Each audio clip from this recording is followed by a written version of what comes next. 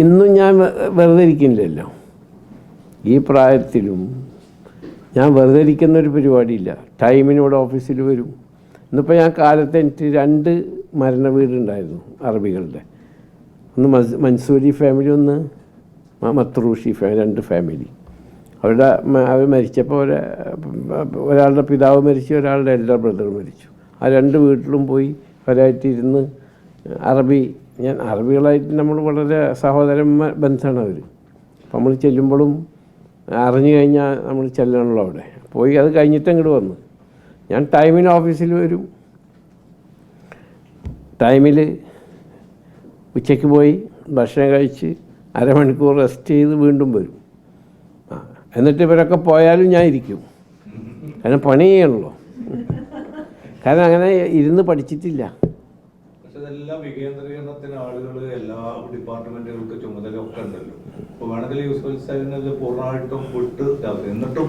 വിട്ടാൻ്റെയും അത് മടിയന്മാരാണ് ചിന്തിക്കുക. ഞാൻ മടിയനല്ല, ഞാൻ അധ്വാനിയാണ്. അപ്പോൾ അധ്വാനിക്കണം എന്ന് തന്നെയാണ് കാലത്ത് മുതൽ രാത്രി ഞാൻ പ്ലാൻ ചെയ്യും. നാളെ എന്താ പരിപാടി, ഇതൊക്കെ ഇപ്പോൾ ഇതിലറിയാതാ. എല്ലാ കമ്പനികളെ പറ്റി ഇതിലുണ്ട്. അത് ഞെക്കിയാലറിയാം. നാളെ എന്താണെന്ന് ഇന്ന് തന്നെ പ്ലാൻ ചെയ്യുന്നതാണോ? നാളെ എന്തൊക്കെ ചെയ്യണം, എങ്ങനെയാണ് പ്ലാൻ എന്നുള്ളത്? നന്ദോ, താൻ ഞെക്കിയാൽ വരില്ല. എല്ലാവരും ഞെക്കിയാലും വരുന്നുണ്ടെങ്കിൽ പിന്നെ അത് അവിടെ വെച്ചിട്ട് അർത്ഥമില്ല. ഓക്കെ, വിജയിത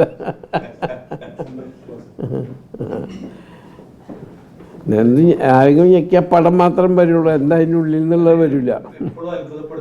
ഓ,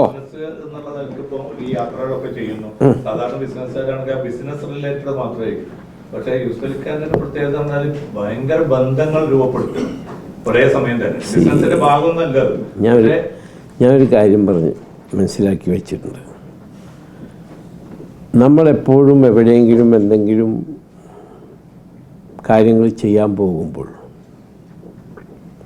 അത് എക്സ്പാൻഡ് ചെയ്യാനുള്ള തീരുമാനം നമ്മൾക്കുണ്ടെങ്കിൽ ആ രാജ്യത്തിലെ ഭരണാധികാരികളോ അല്ലെങ്കിൽ ഭരിക്കുന്നവരുമായിട്ടുള്ള ബന്ധം ആദ്യം സ്ഥാപിക്കണം. അല്ലെങ്കിൽ എന്താണെന്ന് വെച്ചാൽ ദേ വിൽ ഡിഗ്. ആരാണിത്, എവിടെ നിന്ന് അവന് ഈ കാശ് കൊണ്ടുവന്ന് ഇറക്കണം, എന്താണ് അവൻ്റെ ബിസിനസ്, ഒരുപാട് ക്വസ്റ്റ്യൻ ഉണ്ടാവും. ഞങ്ങൾ ഇന്തോനേഷ്യയിൽ പോയി. ഞങ്ങൾ ഫസ്റ്റ് ഹൈപ്പർ മാർക്കറ്റ് തുടങ്ങുന്നതിന് മുമ്പ് ഞാൻ അവിടുത്തെ പ്രസിഡൻറ്റ് ജാക്കോ വിഡോഡിനെ കണ്ടു. അദ്ദേഹമായി ഞാൻ മുമ്പ് പരിചയമുണ്ട്. അദ്ദേഹം സോളോ എന്ന് പറഞ്ഞ സ്ഥലത്തെ മേയറായിരുന്നു. ആ സമയത്ത് ഇവിടെ വന്ന് കണ്ട് പരിചയപ്പെട്ടു. അത് കഴിഞ്ഞ് ഞാൻ ജക്കാർത്ത ഗവർണറായി അദ്ദേഹം. അതിനുശേഷമാണ് പ്രസിഡൻ്റായത്. അദ്ദേഹത്തെ പോയി കണ്ട് അദ്ദേഹം പറഞ്ഞു, ഞാൻ ഇനാഗുറേഷന് വരാം, I know you long time. അദ്ദേഹം വന്ന് ഇനാഗുറേറ്റ് ചെയ്തപ്പോൾ എല്ലാവർക്കും മനസ്സിലായത് ഒരു ഇൻ്റർനാഷണൽ ഗ്രൂപ്പാണ്, പ്രസിഡൻറ്റ് പരിചയമുള്ളവരാണ്, they are very strong reliable people. അങ്ങനെയാണ് ഞാൻ ഈ ബന്ധം അത് ഇന്നും നിലനിർത്തുന്നു. ഇപ്പോൾ ഡൽഹിയിൽ വെച്ചിട്ട് മജസ്റ്റി സുൽത്താനൊക്കെ ഉണ്ട്. അദ്ദേഹം പറഞ്ഞു, we are thankful to you. കാരണം ആ കൊറോണ സമയത്ത് ഭക്ഷണം ഒരു ഇമ്പോർട്ടൻറ്റ് ഫാക്ടറാണല്ലോ. കൊറോണയിൽ ഈ ഫാർമേഴ്സിനൊക്കെ എന്ത് സംഭവിക്കുന്ന ആർക്കും ഒന്നും അറിയില്ലോ.